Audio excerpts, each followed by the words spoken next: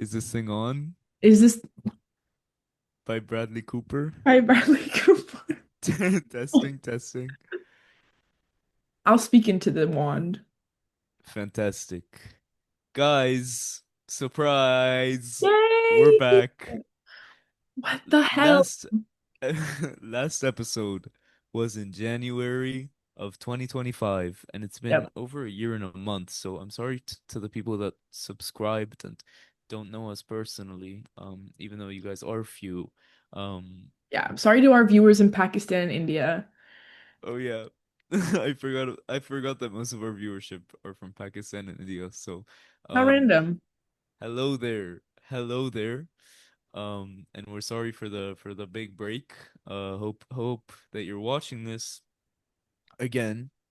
And in the meantime, welcome back to One on One Ratio Pod, the What podcast where we talk about everything but the movies. movies? Oh my I'm God. Yoav Akiva. And I'm Melina Nazarian. And what are we talking about today, Meli? Today, we're talking about a movie directed by Sidney Lumet. From Network? the year Network. In the year 1976. 1976.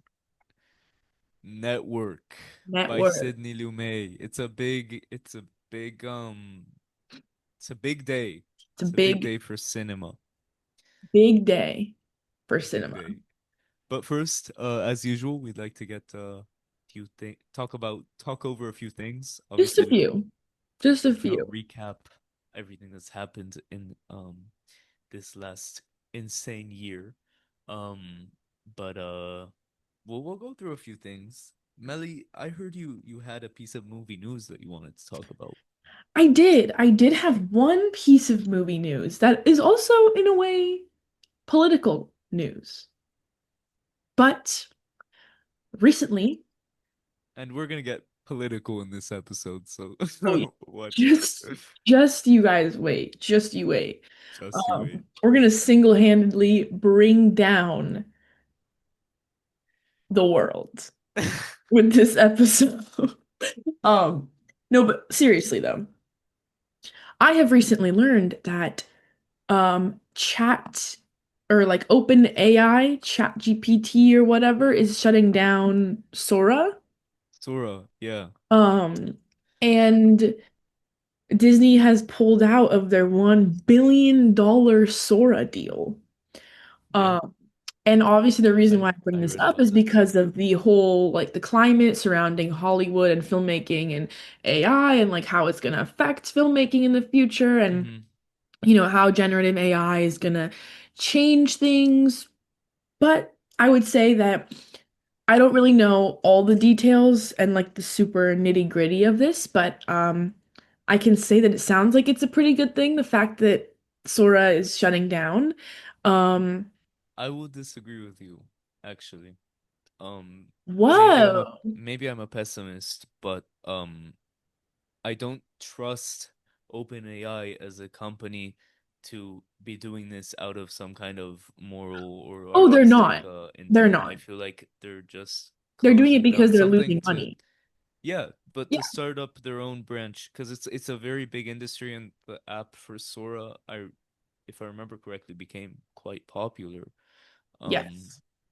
their little TikTok AI TikTok or whatever. Um, but I don't trust that they're just gonna wipe this off the face of the earth. I think they're working on something bigger and better.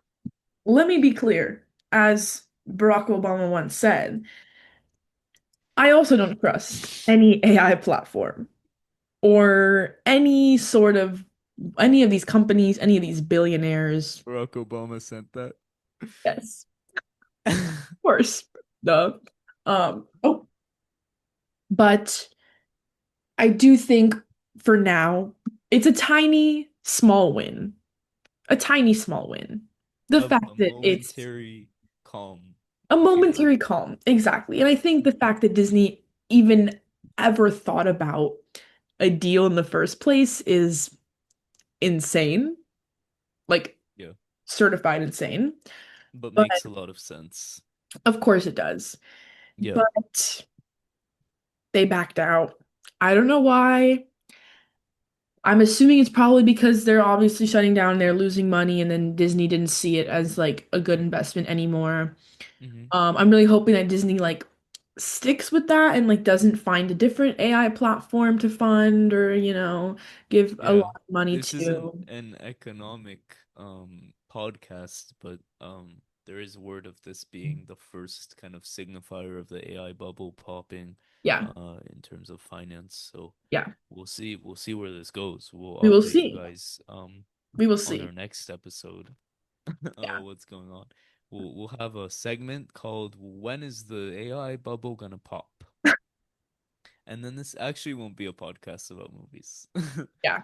I really won't. uh, but obviously we hate everything that Sora stands for, and it's good that it's gone. Hmm. Good news. Good Good news. news. Happy movie news. Yeah. Um, Um, but on a happier note, mhm. you want to go ahead and highlight We're some. gonna we're gonna talk about some movies we watched this month. Mhm. Similar to our old segment, what we watched this week. Yes. Just what we watched in March. So me and Meli will go kind of back and we'll ping pong Marty Supreme back and forth some movies.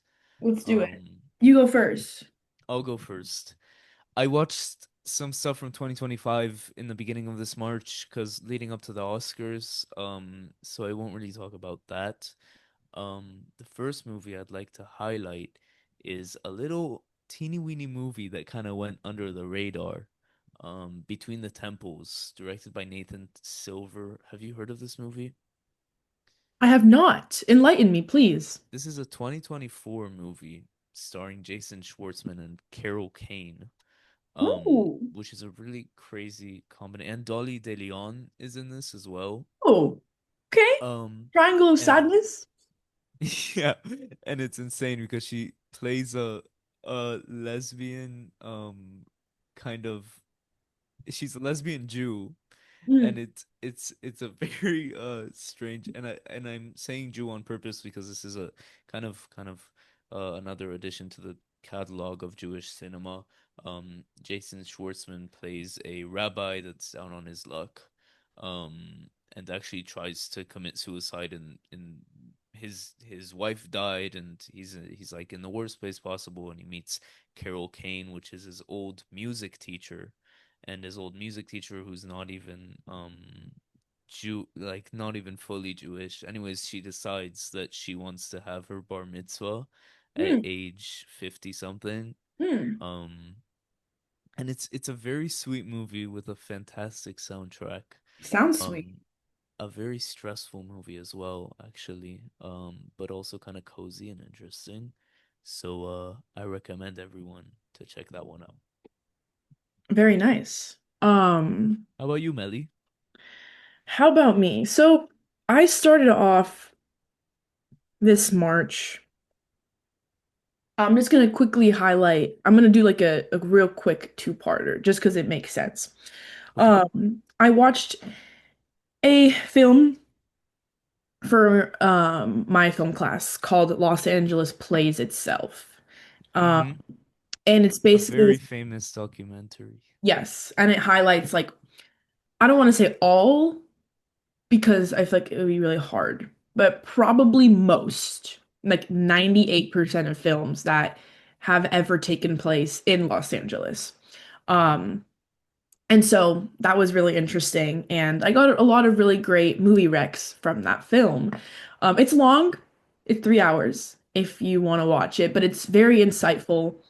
Also very like Including, I guess you were recommended a movie that you're probably going to talk about later as yes, well. later. Well, yes, I'll talk I about saw that. on your letterbox. You might have.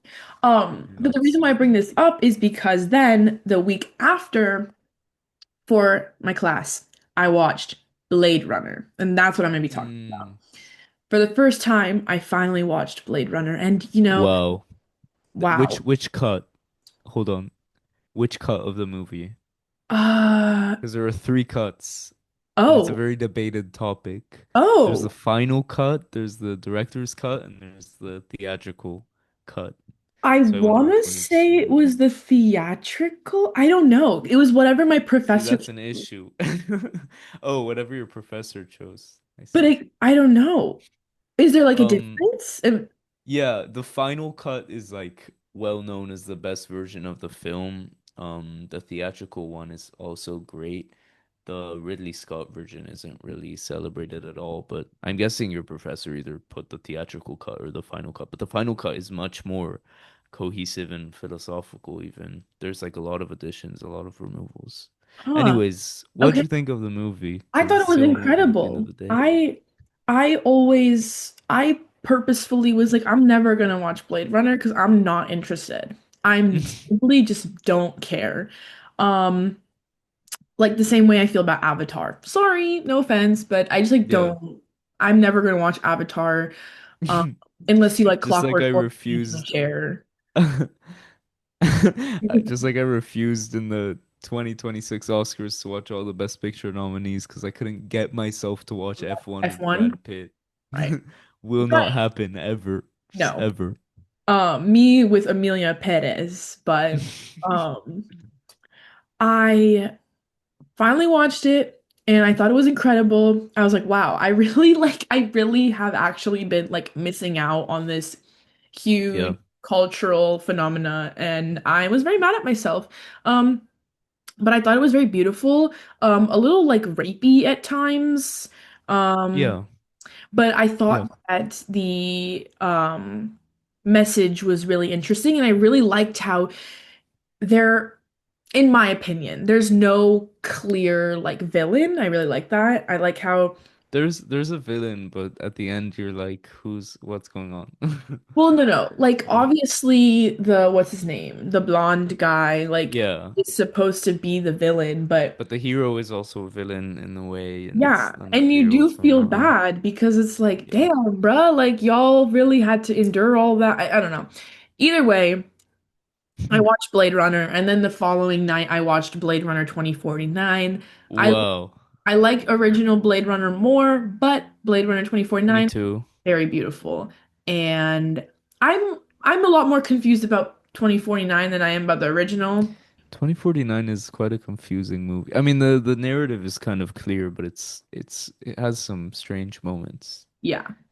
But Um, it's a beautiful movie. I also went into it like Blade Runner I watched like at like 13, so like I didn't have that stigma right. around like the kind of film broiness of it.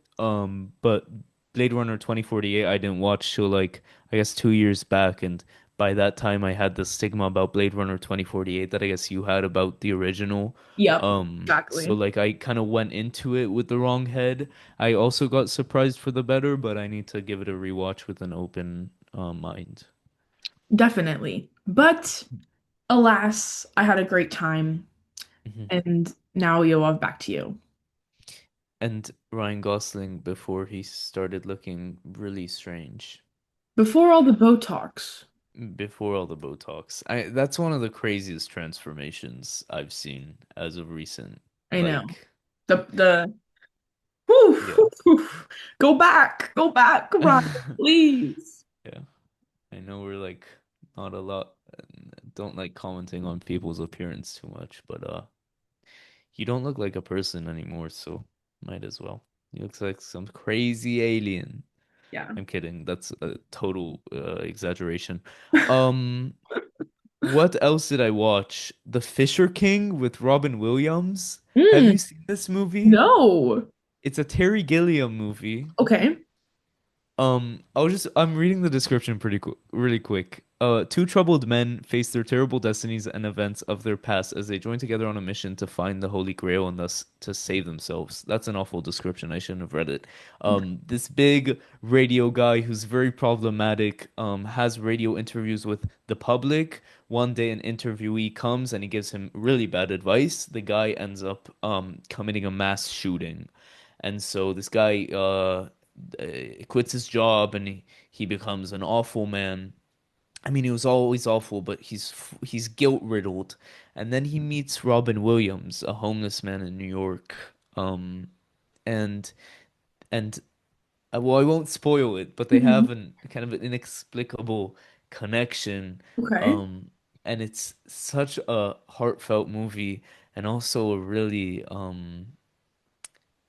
satirical movie in a way. I would kind of relate it to Network in a strange way. It's from 1991. Okay. There's some hilarious scenes in it. It's Jeff Bridges plays the radio guy. Hmm. Um, and just a lot of fun and crazy and really heartfelt antics. Robin Williams has a full nude scene in it, and it's one of the Oh, funniest things wow. I've seen all year. Um, yeah. Anyways, it's fantastic. I watched it with my mom and my grandpa, and we were having the times of our lives. Okay, that I'm gonna Yeah, have to add that one to my watch list. it's very good. I love Terry Gilliam. Like, I love the Monty Python shit, but also his other stuff is Right. amazing. So, The Fisher King, hard recommend. Period. Hard recommend. Um, and then okay, I watched 2001 Space Odyssey in For the first time for the first time in in theaters. theaters. And Well, not gonna lie, I kind may of boring. uh Sorry. some parts. That's Um, just a take I hear all the time from people that no, it like. was good. I really liked once we transitioned to the like the I base. haven't seen 2001: A Space Odyssey, Meli, so I don't know what you're gonna talk about. Okay, Don't spoil. all I'm gonna say is this. I'm not gonna spoil it. I'm Yeah. gonna say that I may or may not have not been sober while watching this film. Okay. This was a choice made by myself purposefully. I wanted to watch the film a little bit high. Um, and it was, I think, a really great choice. Oh, Um, it was a good choice. Okay. oh I was yeah, oh yeah. expecting like a ins insanely awful trip. No. Oh, It was a great choice. The theater was packed. There was like not like an empty obviously. seat. Um, the first like 35 minutes, 40 minutes of the film was not at all how I expected it to go. I'm not going to say anything because I don't want to spoil. Um, but I was like, what the hell is happening here? Um, but then the base when we get to like the actual like what everyone knows, like the iconic imagery of 2000, Yeah. Yeah. very interesting. The acting was like so subtle. Um, Kubrick. yeah, but so impeccable. I mean, I was Mhm. blown away. I was waiting. I was waiting for the two guys on the base to give each other a little smooch or something, There like was homoerotic tension. just a little. Or I just like to create those delusions in my head Yeah, because it's especially fun. when you're stoned. Yeah, exactly. Um, but yeah, it was great. I think watching it in What'd you rate it? I think I gave it a 4.5. Okay. Yeah. Okay.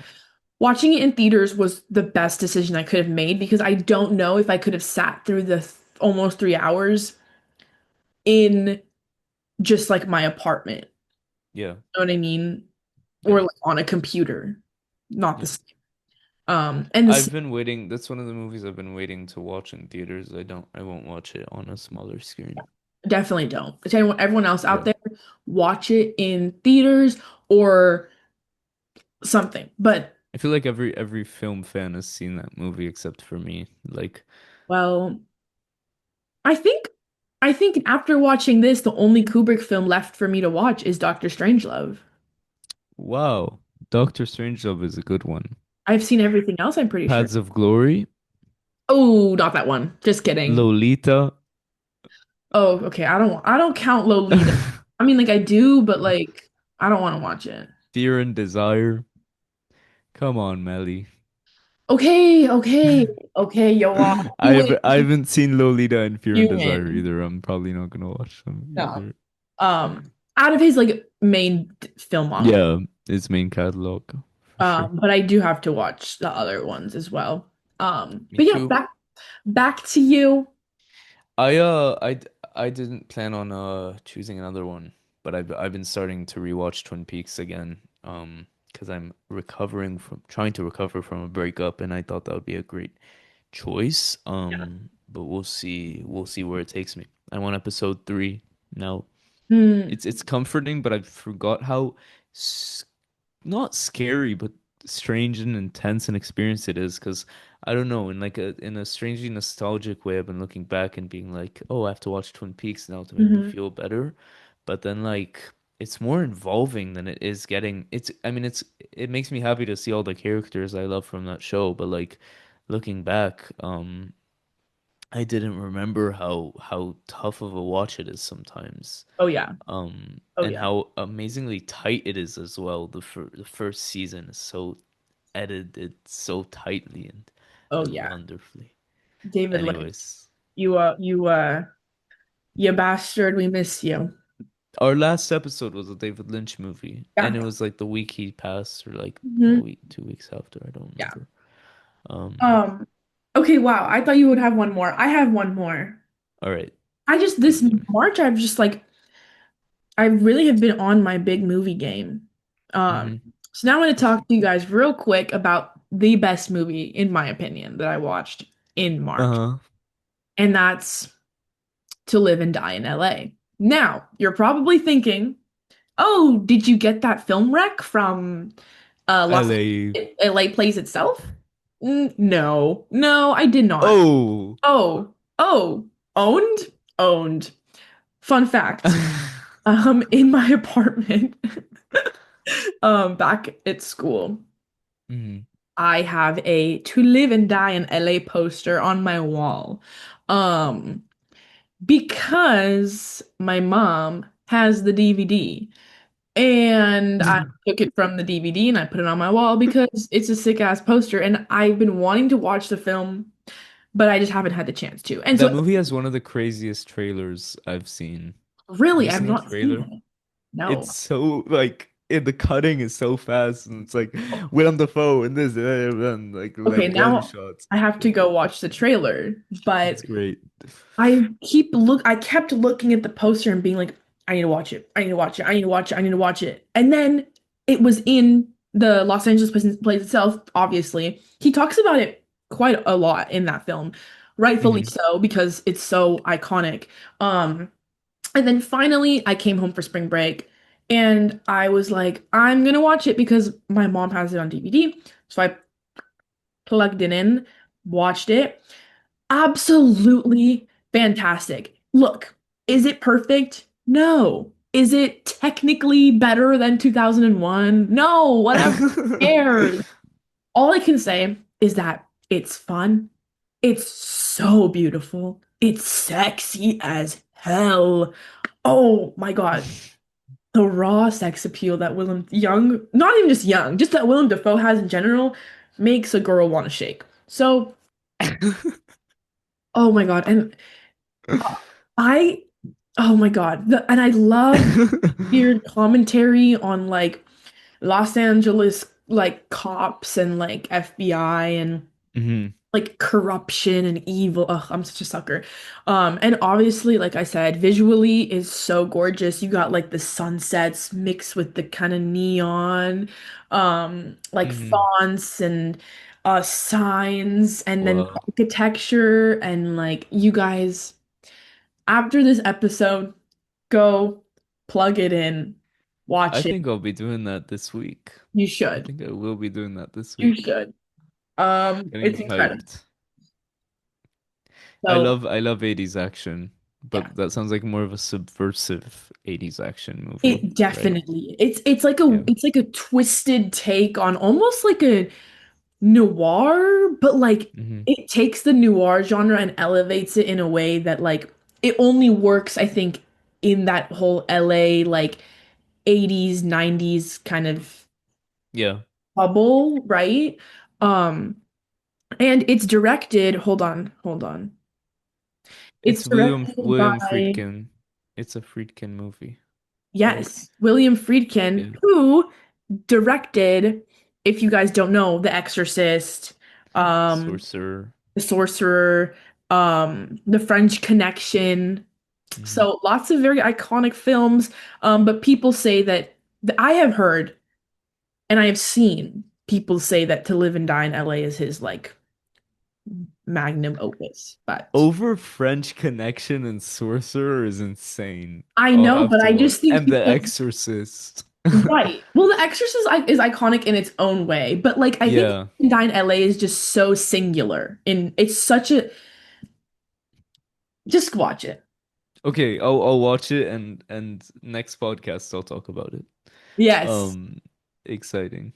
Okay, fantastic. Sorry, Shall guys. we move on to our main attraction? I think so. Fantastic. Well, We I'll do our see you old there. transitional blackout. I think we should. I think we Oh, should. okay, All guys. right. We'll See you see guys you. in the next realm.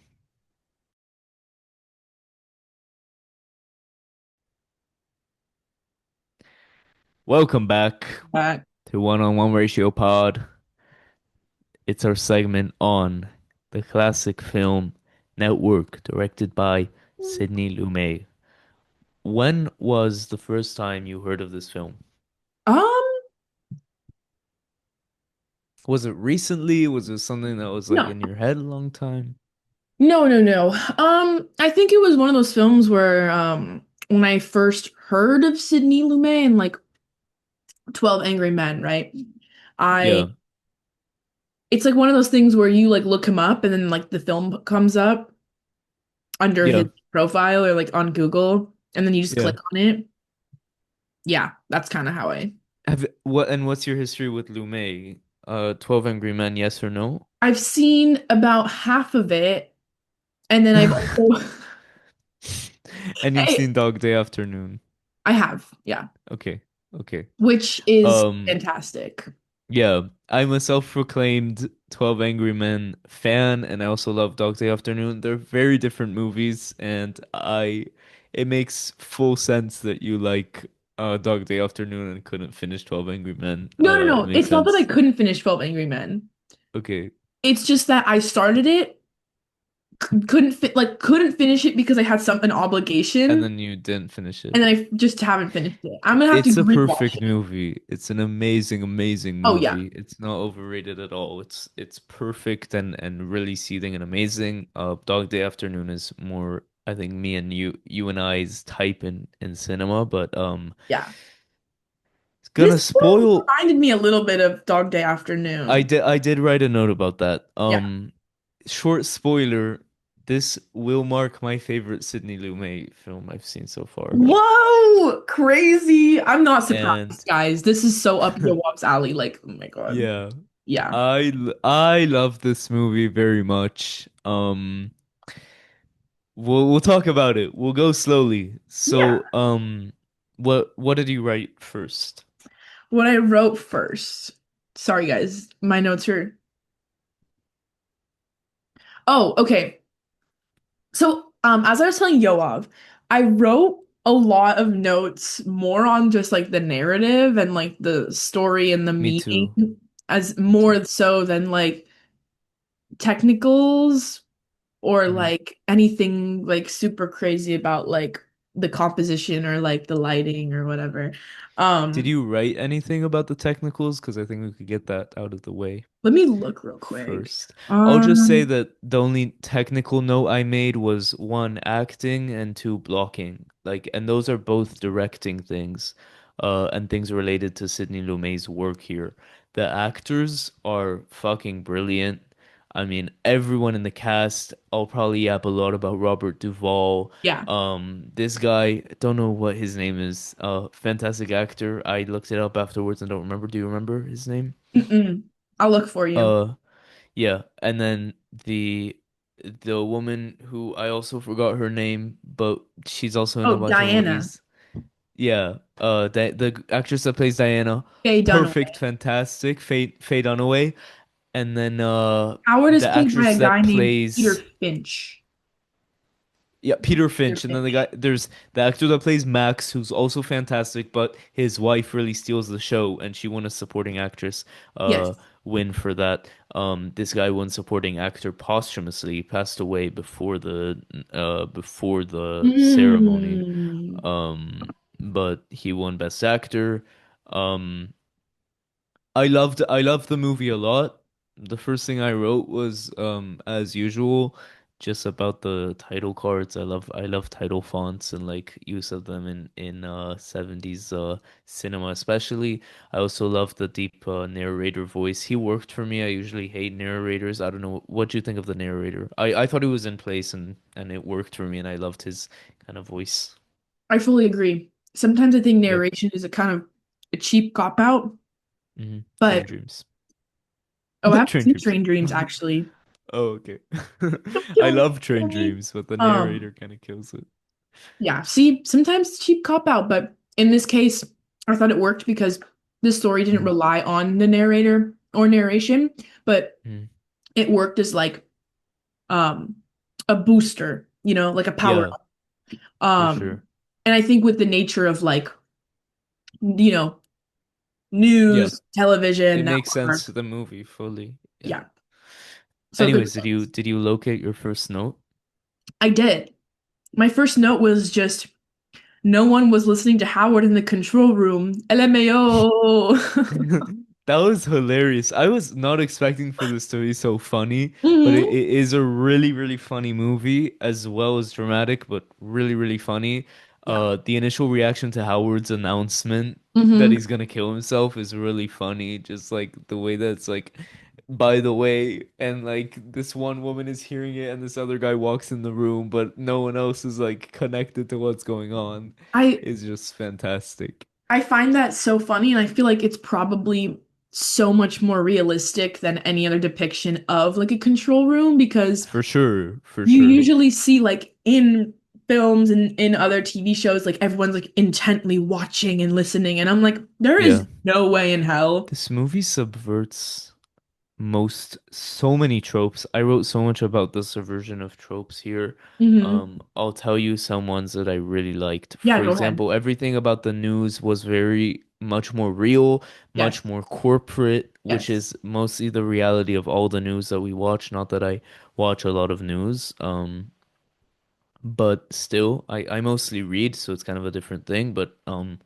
still, hmm of the corporate work of it. Um, I loved, this is kind of skipping forward a little, but I liked how shareholders were included and not just bosses. I feel like in most films that are about like a corporate environment, it's like the boss that applies pressure on the people under them. And yes, there are horrible bosses in this movie, but at the end of the day, the inclusion of shareholders is like incredibly important to the fabric of this movie and also subverts the whole kind of there's this one big guy controlling everything. It's like that's not the reality in our capitalist environment at all. Yep, And it recognizes who's actually in charge. The yep. reality of the affiliates of the company being in charge aligns with the movie satire I wrote, and it's crazy, but the it adds to the movie's kind of strangely satiric but also realistic tone. Like hmm it's so like real as well. I don't know how to describe it.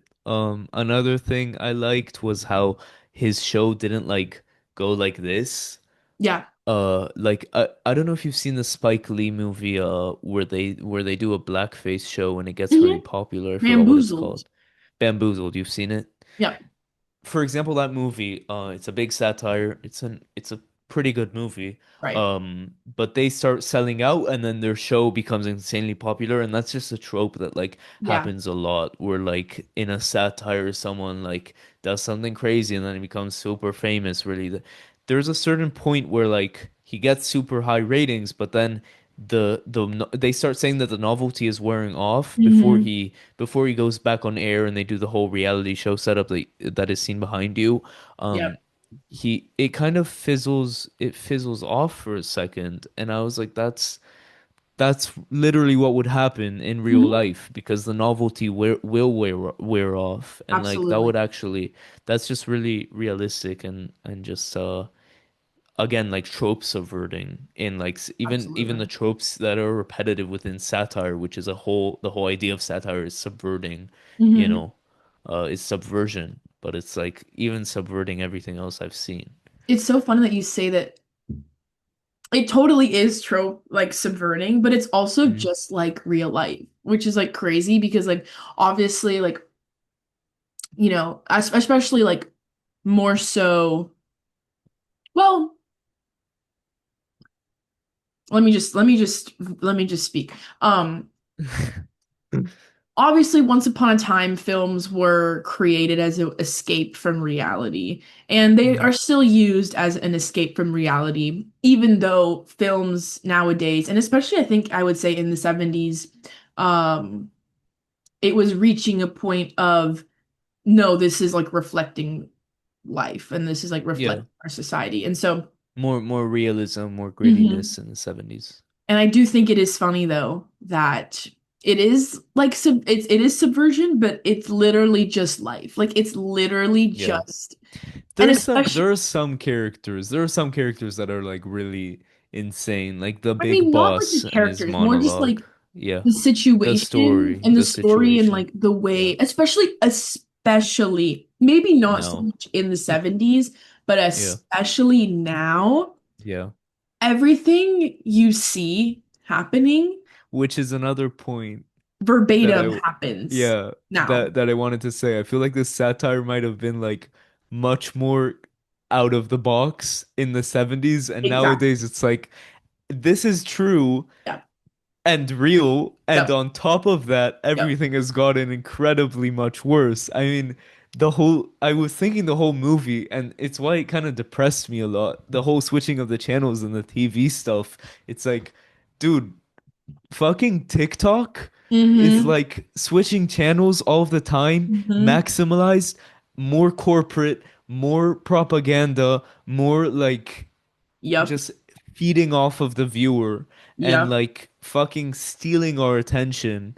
And it's everything here just worse, and it drives me crazy. Yep. It's the kind of thing that like one of the things that I like get mad about most in life is this the social media, and like I feel I sound like a boomer, but like um the whole idea of switching channels and the fact that a video for it to be on your feed has to be viral, and therefore represents some kind of emotion, and how you could Mm-hmm. watch a funny cat video and the next video you scroll can be some kind of political thing about Mm-hmm. some awful situation in the Middle East, and then the next thing you see is like a I don't know, a hot woman dancing, for Yep. example. No, Yep. just like in the basic sense of it, is something that sells more of a sexual thing. So you can go from turned on to politically angry to seeing something that like your cat in real life will never do, but there's a video that like represents funny fucking things that a cat does and it makes you laugh, and like it just it's fucking grating and it's awful. And this Mm-hmm. movie's like connects to that so much, and like I think that's like why it's like watching it is so crazy because I'm like, there's no way, like obviously, well, I know Sidney Lumet did not write the film. I forgot who wrote it, yeah, but I know when he was writing this film and like the screenplay and when he Sidney Lumet was directing it, I'm like, there's no way that you're like able to predict that like everything we have in this film is gonna come true. Or yeah, like the things that we're like representing are it's gonna become worse than what we're hmm, showing. Even though what we're trying to like show you is like, yeah, like an extreme like satire, like, but watching it, it's like, holy shit, like we literally just live in this world where yeah, I, it's so like people like scream for help and are like out there like crying for help and crying for change. And then it's like, you just profit off of people's suffering and people's pain and you just like yeah. use them and like and then like I feel like my thoughts are like so all over the place with this film. Like It's I don't fine. have like a It's thing, a but I very was like sweeping thinking, movie, so wait, what'd you say? it's a very broad movie, so it makes Yeah. sense that like we're jumping from Like one thing to instead of like he maybe thought, that he was doing good by staying employed and going on the air. hmm Um, He's an interesting character. yeah. He's kind of inconsistent in a really real way as well. Like Inconsistent? he's Yes. Yeah. yeah, he's kind of like mentally unstable, but then there Yeah. are points where he's really regular and like he's doing is he doing this for the money? Why is he arriving? Or at some point it's like he's not even in control of himself Yeah. and you're like, what's going on? Like I mean, anyways, I think it's a really great representation of like becoming slightly like insane. becoming no, I was gonna say like becoming almost corrupted in a way against your Yeah, will. yeah, Um, and like deep down inside, it's like you want to fight for something good, right? And yeah, you want change to happen. Um, but without your knowing, like without your against your permission, yeah, it basically like take everything that you stand for and use it and abuse it and beat it to a little pulp until you become their little puppet and you don't even realize it's happening until you're already there. yeah. And it's so sad because I feel again you see that so much today where it's like people think that like they're starting or not think people like are starting off good and like Yeah. they go to social media to advocate for change or to preach about atrocities happening in ways we can like fix it or hmm fight back, but then slowly you kind of become one with the system to the point where you're literally just preaching to no one and nothing and no change is actually happening. Yeah. And after the movie finished, I was like, oh my God, like the best thing that would have happened is if he had his like cry of outrage, got fired, and then no one saw him. That would have caused more of like, I feel like Change for the better. change Yeah. than him staying with the company and then like profiting off of In a it. really sad way, it makes total sense that he ended up getting assassinated. Two quick points about what you said. Yeah. One is the whole idea that change is not happening, and that kind of criticism of protesting. I guess positive That change is not happening, yeah, yeah, I obviously, should say. Because negative positive change change is. is happening. But there's the scene where he has this outbreak and he tells everyone on his show, just turn off your televisions. Obviously, people don't turn them off, and obviously he faints, and then the audience keeps clapping, signifying continuing of watching and moving channels potentially. And Right. that's like the kind of thing that really pisses me off as well. And that this movie signifies as well is this whole idea of like just losing your ability to say no and just to remove these things from your life and like the layer of artifice that's in television and in movies um there's always a disconnect because you're a person and that's a screen and those aren't Mhm. really real people in a way. I don't remember really where I was going with this, but it's more of just like getting desensitized and like this endless loop and like this feeling that you can't escape it. Like I can't delete this app because I won't I won't thrive socially without it or I won't know what's going on without it. And there's this Yep. loss of choice. And the Yep. second thing, and excuse me for the Mm. Marxist. We're gonna come back to loss of choice, but keep going. Okay. The second thing I wanted to say is this capitalist reality. Obviously, this movie plays around with a lot of Marxist ideals Yeah. and is also critical of Marx and also kind of aligns with a lot of viewpoints from the manifesto. But this whole idea that capitalism is all around you and we can't even imagine a reality without it. all of these characters that are either getting corrupted or start out as corrupted. Even Howard, who's like the prophet, and like I agree with most of the rants he goes on. I agree with what he's saying. Yeah. I fully understand, but at the end of the day, he keeps coming, even in his crazy rage, he keeps Hmm. coming to work and Hmm. getting somehow money for this and still getting Hmm. exploited. Even the woman, Diana, who's Hmm. who's kind of liberal, is a sort Yeah. of commercialized liberal. Like she's not Hmm. necessarily sold out, but she uses the American citizens' dissatisfaction against them Hmm. and makes money out of it. And obviously all the corporate people around those characters, Yeah. that just there's no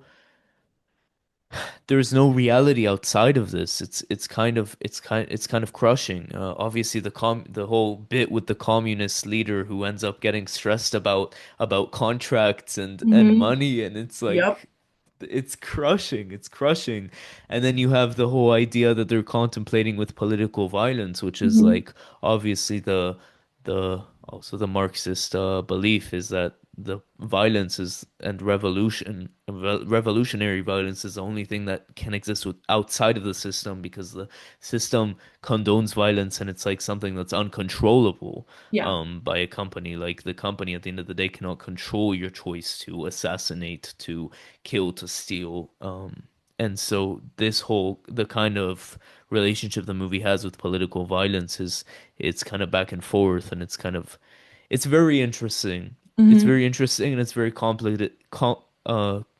What's it called? It's very interested in those subjects and it gets you thinking a lot when it comes to that the band of liberal terrorists and stuff. Hmm. It's it's very interesting and I think it's worth speaking about and so relatable to today. Yes. Guys, What were you gonna say about the loss of choice?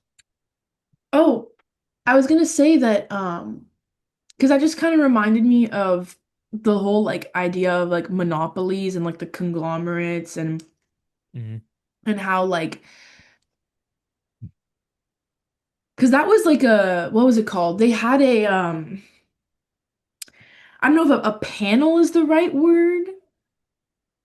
Which one? There's a few. There's the panel for the shareholders, and then there's the long The table with the green lamps, which is where oh, all the not that big one. guys.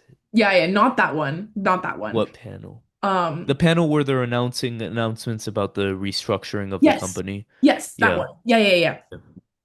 So that while I was watching that, it reminded me so much again of Hmm. today and how like that loss of choice and the illusion, but the loss of okay, the The illusion of illusion of choice as choice, well. but also the loss of choice and how like Yeah. everything is obviously owned by one or two parent companies and like with everything going on with like Paramount and like HBO and Warner Bros. And Netflix. And it's like, who's gonna do this? Who's gonna buy this net? Who's gonna buy this one for like Yeah. 4 billion, whatever.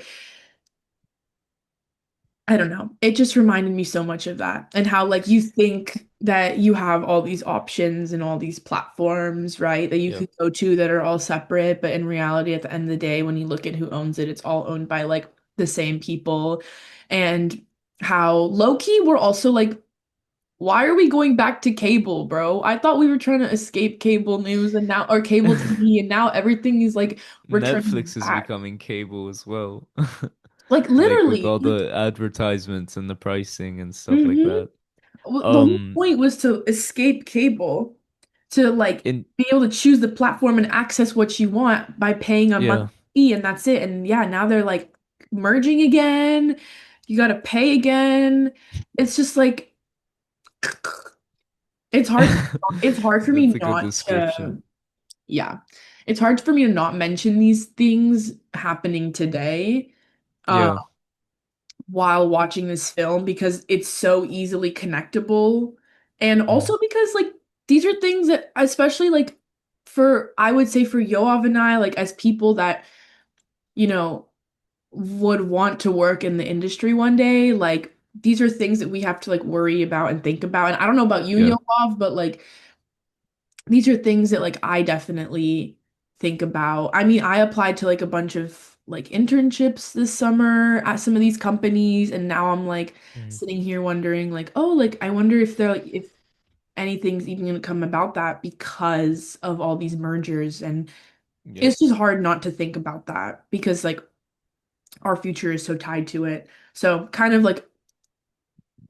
a ramble, a rant, but No, no, you're fully right, and that's something that the movie does talk about a lot, but also there is that speech at the end where he talks about all of these mergers and everything just being part of the larger ecosystem, the yep. system of systems as he Yep. calls it.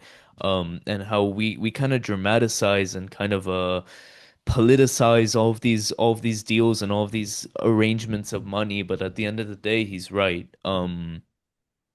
He's sort of right in a way about it just being a system of systems and the in a kind of conspiratorial sense the publicization of all these mergers and all the Disney cops it doesn't go with this deal and OpenAI destroys Sora is kind of a distraction of what's actually going on. And in a sense the great hilarious speech at the end of the movie near Hmm. the end of the movie of the big CEO Right. is correct, but on the other hand he misses the fact that it's not actually a natural balance, Yeah. because at the end of the day this whole system and the capitalist sewer that we're kind of existing within right now is all funneling in a sort of pyramid. I mean, these companies too, even the largest companies, it's not a balanced ecosystem. Everything is draining from the bottom to the top, you know? Something Hmm. is sucking the energy from this ecosystem. Yep. And so that's why this big shot at the end that does the hilarious speech is right about us having no control. And us living in a place where there's no nations and no politics in reality. It's all just a matter of money and these six companies battling it out. Um, and on the other hand, he's obviously a capitalist and someone that gains from this whole situation, and Of so he's course. not talking about what's happening, the sucking of the bottom tier of this Hmm. pyramid. Um, so yeah, it's quite a politically and culturally complicated movie, but it also has just the most simple and like amazing premise and just the Hmm. amazing writing, the tight writing. Um, as I was saying about the blocking is just beautiful, and the way Hmm. actors are arranged. Sidney Lumet really knows how to block his actors. Did you want to talk about Dog Day Afternoon? What reminded you of Dog Day Afternoon? Oh yeah, just like the whole idea of profiting off of like a very traumatic incident and like Hmm. publicizing that for everyone to see and Yeah. you know maybe starting off with I don't want to say good intentions, but maybe decent, starting out with decent intentions of wanting to just inform or notify the public about what's going on. Yeah. But later realizing that the things that the public is most interested in is obviously like terror and horror and gore. Yeah. And that's what's gonna like make the ratings spike higher Yeah. than, just regular old like news, right? So the parallels between everything that happened in Dog Day Afternoon and like Mhm. the kidnapping or not kidnapping yeah, kidnapping, I guess, kind Yeah, of the hostage situation hostage, there. yeah. Yeah. But then also in Network, whenever Diana is trying to figure out ways to boost ratings and she's like thinking about like doing these segments where they have like the actual like criminals and whatnot like Hmm. record what they're gonna do and then like basically work with them, send in the videos so that they can Yeah. boost ratings because they know that people are gonna like that and watch that. And I'm Yeah. like, yeah. It's very depressing. But my whole comparison with Dog Day Afternoon is how Lume kind of impresses me every time with how Mhm. much of a kind of hippie he is. Mm. I love how in Dog Day Afternoon, like in Dog Day Afternoon, I didn't realize what direction it was going to, and obviously there's the whole transgender element to the narrative that is completely unexpected and catches you off guard. The kind of liberalism of these writers and creators that Yes. are in Dog Day Afternoon is a great example of that. But also the second out Howard started talking about flowers and starting talking all hippie, I was like, Mhm. sometimes you forget what this generation of filmmakers came from, and it was like the Totally. 60s and the depression of America in that time and in the 70s and um just like just like Dog Day Afternoon, this movie really impressed me with its liberalism and Mhm. its ahead of its timeness. And we did talk about 80s action movies earlier, but it's such an insane like change from the 70s to like this is later 70s, but like in the 80s when all of the macho came back and the Ugh, conservatism yeah. of Reaganism.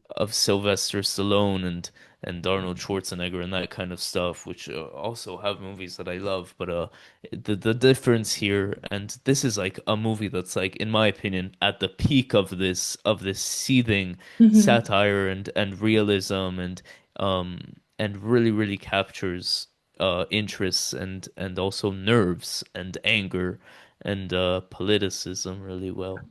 Hey, what do you think of the speech of the wife? Because that's one of the scenes that I most remember. I mean, all the there's also the element of this movie with all the love and all the Hmm. relationships, So which is like something we didn't talk about. you literally took my next thought out of my brain Mm. because I was going to say that the the news cycle and like The relationships. the relationship and the news cycles are like Yeah, parallels, yeah, right? yeah. And so I was saying that like I wrote here that like it all of that drama and that capitalistic kind of like mindset from Hmm. work. And not even just that, but like the intensity and the drama and the absurdity just like seeps into their life. And how like I said the highs are like really high, but the lows are also extremely low. And so like Yeah. um the one scene that I was thinking of is whenever there's like that like Max and Diana have like that very like short they have like short-winded sex. Um, It's a hilarious scene. I love how she keeps talking about work and right? it's Like so awful. she's talking about work and she it literally like is it lasts like 2 seconds The and premature Another subversion, premature female orgasm. Who mm, would imagine? mm, clock it. Yeah. Um, but I thought the parallel between like his wife and Diana, like in a way kind of represented like um the boring, I don't want to say she's boring, but Hmm. the comfortability and the stability of having just regular old news Love. and network TV Okay. or Yeah. yes, and Which love. is what Max represents in general, the regular old way of doing things. Yeah. Which, but the movie also has like it sees the good parts of that as well. Like at one No, no, point, no, I know. I found myself going back and being like, dude, I would just love to just be watching regular news instead of this depressing That's thing, or just seeing a romance where old values sometimes, yeah. are No, comforting. exactly. And that's what she represents, but that's not a bad thing. Yeah. That does not mean that like she does not like that does not mean that she's a bad character or a bad person or that she like shouldn't, Yeah. you know what I mean? Yeah. It's a stability. It's there for a reason. We love it because we rely on it. We know what it is. We know what it can provide us. Max gets caught up in this whirlwind of newness and Hmm. chaos and, the adrenaline and all of that. And obviously Diana representing that more. Yeah. But that doesn't last. There's no substance behind it. it's not stable. There's no Because stability. Diana is insane as well, but Yeah. And so you can get your fun from that, and Max tries, but then but then it falls apart because like wears there's no off. substance. There's Yeah. nothing there. Um, Which is an ongoing theme, this kind of rise in like emotion or popularity, mhm, and then this slow decline of the novelty wearing off. So there's a lot of parallels between the news and the whole thing with Howard and Max and Diane. mhm. Diane's just a hilarious character. I loved her a lot. I love it the pace at which she spoke. It was Yeah. I was like, wow, this is impressive. You're speaking. Oh, she sold me on everything she said. Like if Yeah. I was in the room, I would completely agree. Speaking of speaking of subversion, Mm. she was in every room, and there's never any like backlash, you know? Yeah, there was the element of her kind of using Max in a way to f find her way up, and that kind of Right. allows her to unlocks more power for her. So like obviously there is the movie does relate to the whole patriarchal thing, which is also super important to capitalism as well, which is like the whole movie's zone of interest. So it's quite yeah, but that sex scene was so embarrassing. It was hilarious. Um for both Mhm. of them in a way. After it was Um done, I was like, ugh. I was like, oh, I felt a little like grimy. I don't know. yeah. Um what else did you write? Um, one of the, I mean, like one of the last things I wrote, I along the lines of like, just like becoming like sellouts and whatnot, et cetera, et cetera. It's just that a lot of parallels also to like, especially with this, with like mega churches. Yeah, televangelists. Yep. And Yeah. I've been watching a little plug. I've been watching Righteous Gemstones. Hmm. If you know, you know. Yeah. But obviously the show is about like these insane evangelicals that like pretty much the same playbook, right? Hmm.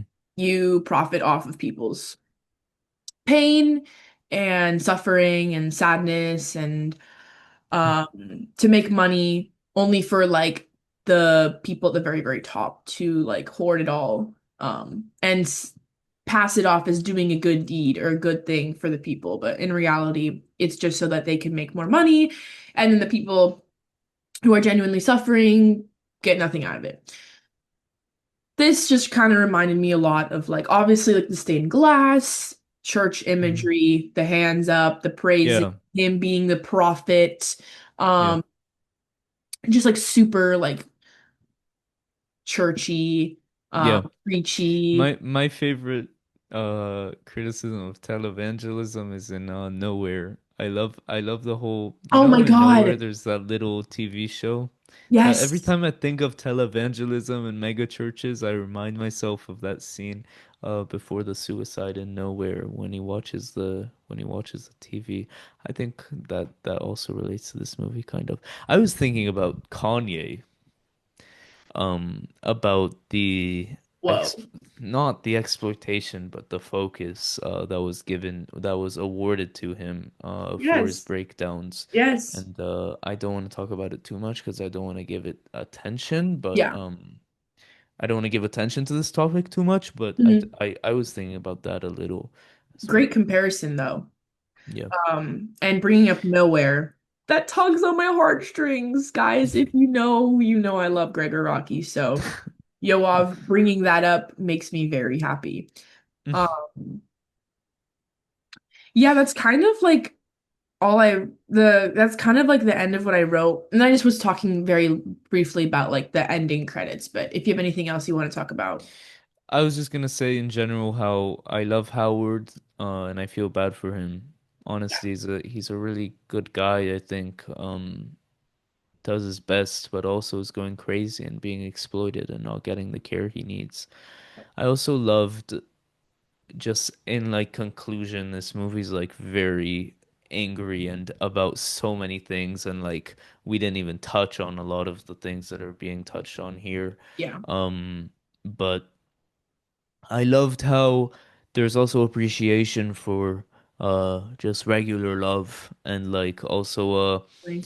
reminders of what we do need in life, and like what a different reality and a different system um in an ideal world would be focused on, Yeah. is these true loves and this truth that we're endlessly searching for. Yeah.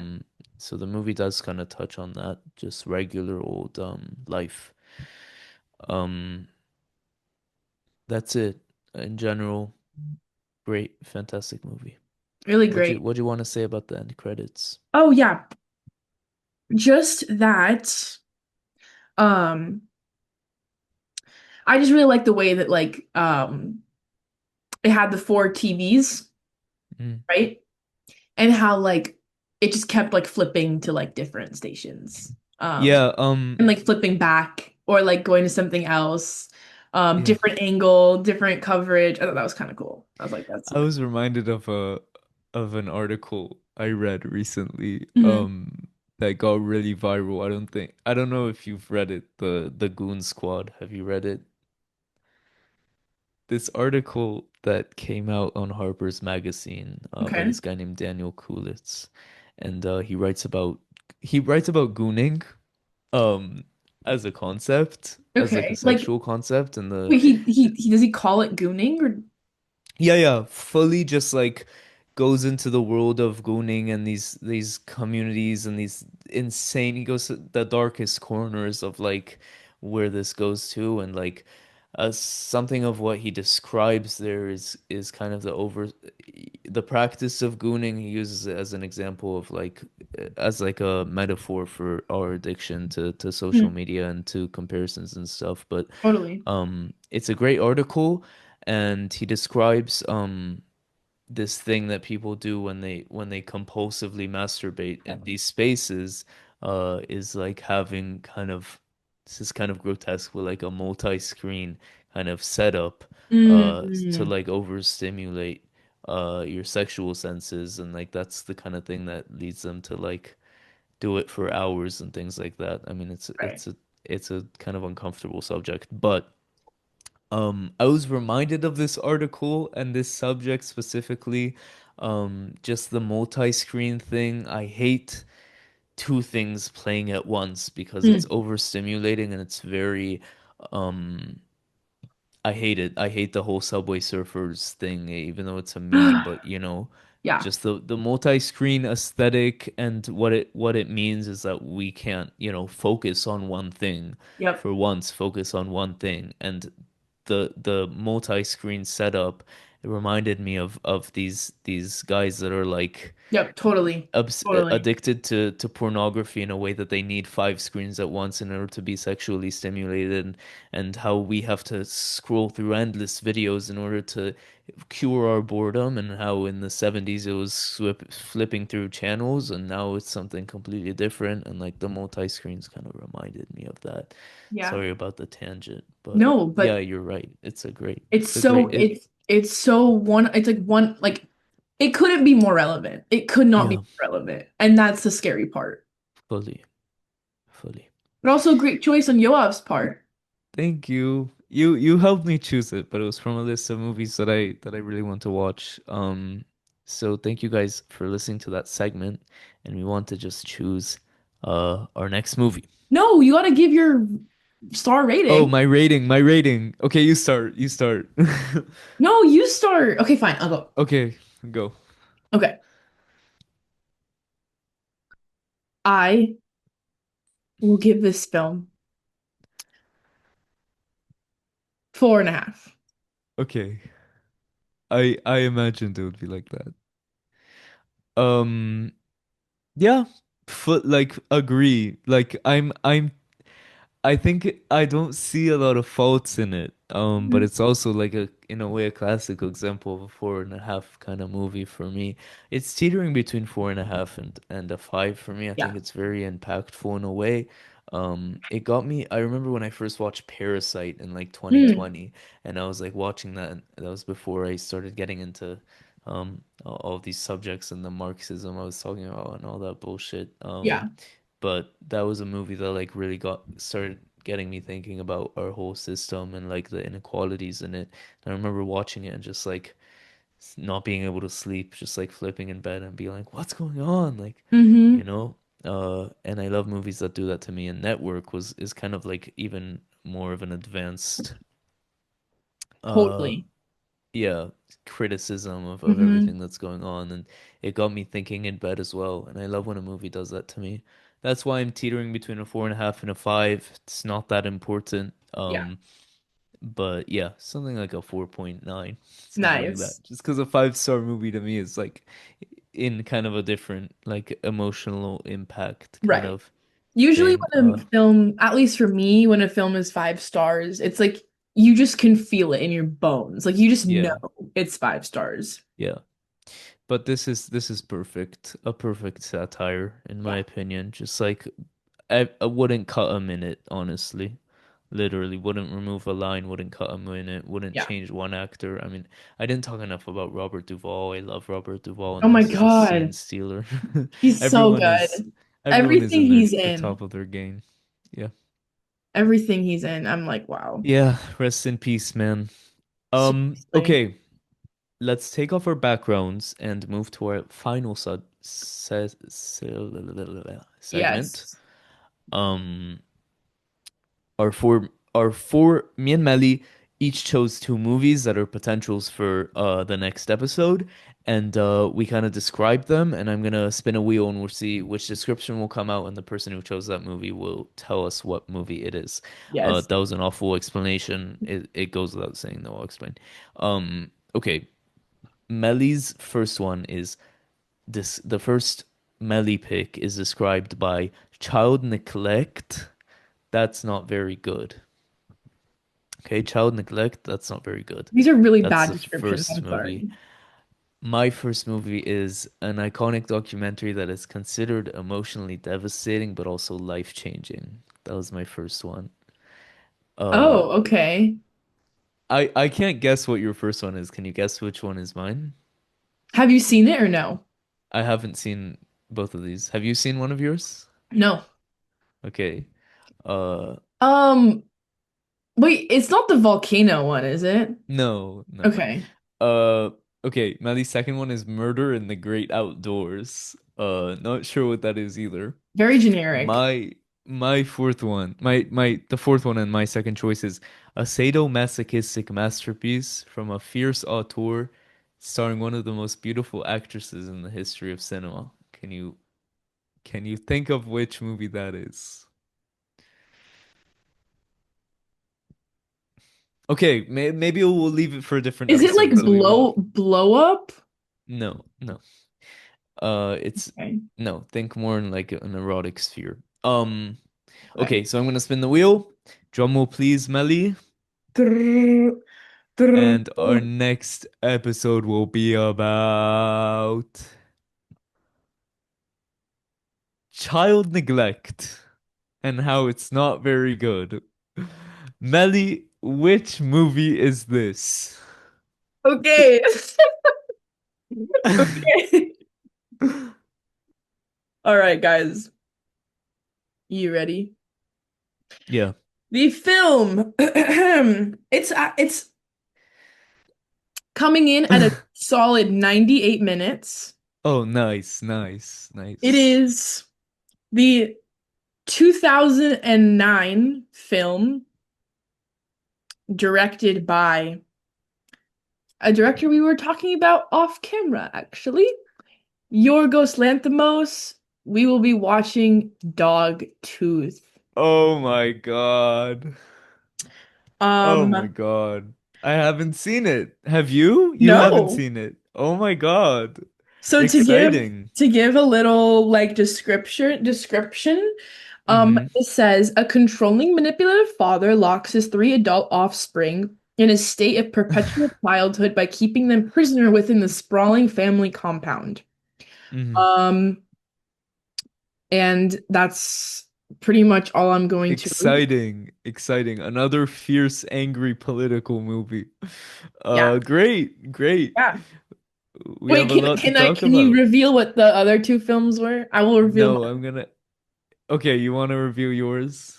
Wait, can I at least know Okay, what the second one was? the second one was Belle de Jour with Catherine Deneuve. Have you heard of that movie? Oh, okay. Yeah. And the first one was Streetwise. Have you heard of Oh, Streetwise? no. Okay. Well, we might keep it for another episode. Yeah. We'll start taking turns on picks and Yeah. great. Which one was yours? Which one was your second one? Oh, the first one was Badlands. Oh my God, I want to Yeah. watch that I one know. too I really I bad. was really, really, really hoping it would be that one because like I Okay. really want to watch it, but it's okay. Okay. A different episode. Different episode. Anyways, exciting. Great. Yay! Wait, I'm gonna add this to my watch list. Thank you guys so much for watching and welcome back and I hope you enjoyed yourself. This is probably gonna be a long episode as usual. Let Yeah. us know if you like this. Comment down below. Give us a like and subscribe. It's just pretty much for funsies. Yeah.